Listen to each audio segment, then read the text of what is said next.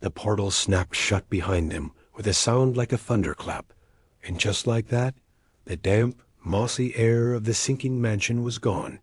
In its place was the comforting scent of pine needles, old floorboards, and the rich aroma of Cousin Rosemary's fresh brewed coffee. They were back. Back at the Three Brothers General Store. Old Big Tom Brown stood right in the center of the store, his massive 7-foot frame nearly scraping the wooden ceiling beams. The Lone Ranger's white stallion, Silver, and Tonto's paint horse, Scout, stood patiently by the feed sacks, their hooves clattering softly on the hardwood floor. They seemed as relieved as everyone else to be out of that dreadful place. Sherlock Holmes, never one to rest, was already at the counter, inspecting a jar of Rosemary's famous pickled eggs with his magnifying glass.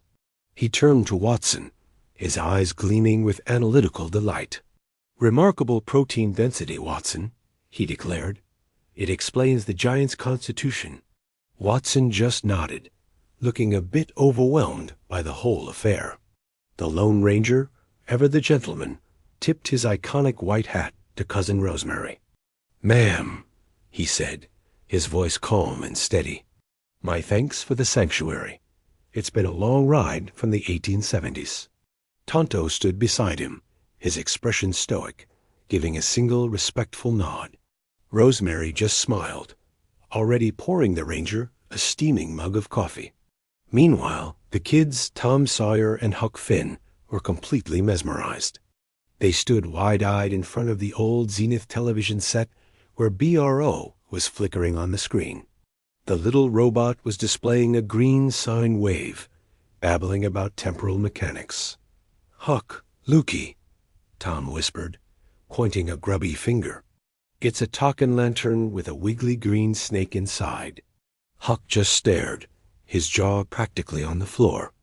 Over in a dark corner by the big wood stove, an unlikely scene of peace was unfolding. Frankenstein's monster, who had been a creature of rage and confusion just hours before, was now sitting quietly on a wooden crate. He was gingerly petting the little Siamese kitten, Sugar. The kitten's violet eyes, which had glowed with such intensity, were now soft and content.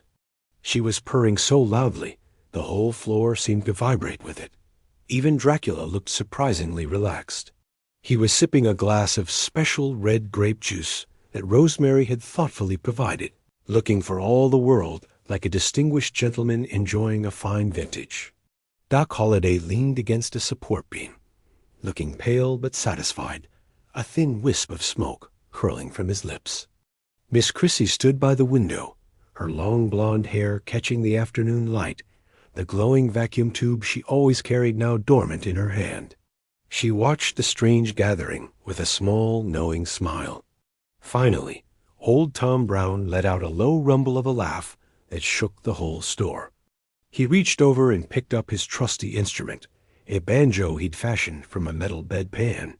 He strummed a cheerful chord. "Well," he boomed, his voice full of warmth and humor, "we got the law, the lore, and the legends all under one roof. All the Ozark Avengers, right here." He winked at Rosemary. "Rosemary, you think the Eagles Club down in Midway is ready for a monster karaoke night?" Cousin Rosemary's face broke into a wide grin. She walked to the front door and flipped a big power switch on the side of her battered but beloved karaoke van, parked just outside. The speakers crackled to life. "Tom," she called back, her voice full of laughter, "after what we just saw, I think the Ozarks can handle just about anything." And as the sun began to set, casting long shadows across the hills, the unlikely heroes gathered. A giant, a witch, a masked rider, a vampire, a gunslinger, a detective, 2 boys from a book, and a monster with a kitten on his lap. All of them together in a little general store, ready for whatever came next. Thanks for watching our story unfold. If you enjoyed this wild ride, make sure to like, subscribe, and follow along for the next adventure of the Ozark Avengers.